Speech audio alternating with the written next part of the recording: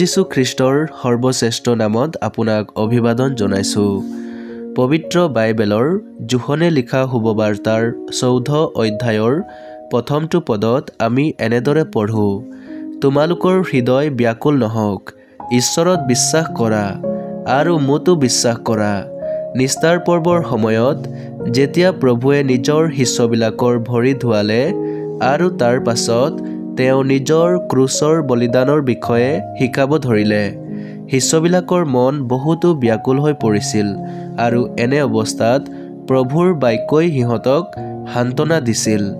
ব্যাকুলতা দুৰ্বলতাৰ ফলত, মানসিক অশান্তিৰ ফলত আৰু ভয়ৰ ফলত হয়।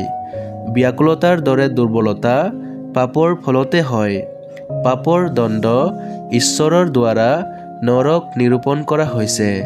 পাপৰ দণ্ডৰ পৰাই মানুহক ৰক্ষা কৰিবলৈ প্ৰভু যীশু খ্ৰীষ্টই এই জগতত মানৱদেহ ধাৰণ কৰিলে। আমাৰ সলনি ক্ৰুচত আমাৰেই পাপৰ দণ্ডক সহন কৰিলে। তেওঁ বলিদান হ'ল আৰু মৃত অৱস্থাৰ পৰা তৃতীয় দিনা জি উঠিল আৰু মানৱ জাতিৰ বাবে উদ্ধাৰৰ পথ যুগুত কৰিলে।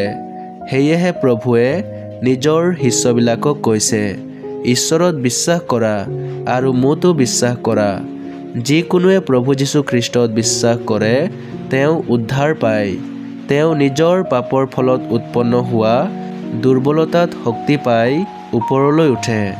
আপুনিও নিজৰ ব্যাকুলতা আৰু পাপৰ প্ৰভাৱৰ পৰা প্ৰভু যীশু খ্ৰীষ্টত বিশ্বাসৰ দ্বাৰা মুক্ত হ'ব পাৰে। আপোনাৰ বাবে ঈশ্বৰৰ ওচৰত আমাৰ এই প্ৰাৰ্থনা।